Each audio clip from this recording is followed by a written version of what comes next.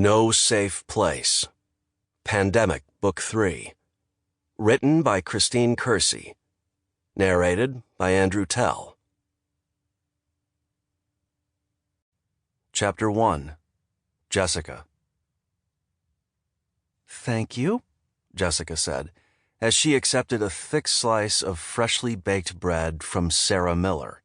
The lovely scent wafted into her nose, making her salivate, but she forced herself to wait until everyone had been served. Even in the apocalypse, she could have good manners. A smile tilted her lips at the thought. She looked at the others in her group.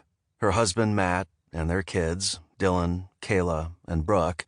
Then there was Jeff and Emily, Derek, Chris and Amy and their 2 boys, and Paisley and her daughter Serena. They'd only arrived at Frank and Sarah Miller's house half an hour earlier, but already she felt an overwhelming sense of peace. This place could really become home, if Emily's aunt and uncle allowed them to stay, which Jessica was determined to make happen. She had to. They'd been through hell over the last 48 hours, and she wanted to shield her children from all the ugliness that this new world had foisted upon them. If that was even possible, how far would she go to make that happen? 3 weeks earlier, before the bird flu had killed 95% of the world's population, if someone had told her she would shoot a stranger in the foot in the women's room at a rest stop, she would have thought they'd gone completely insane. Yet that was exactly what had happened just the day before. Was that woman still alive? The woman had said she was all alone since Jessica's group had killed the 2 men she'd been traveling with. Guilt and sorrow pierced Jessica, yet she would do it all over again to protect her daughter.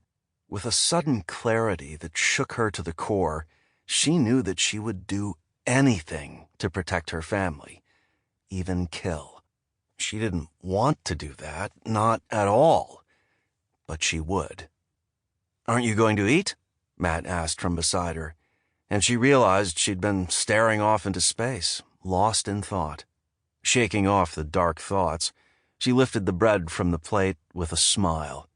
Definitely. She held the bread to her nose and inhaled the heavenly scent before taking a small bite.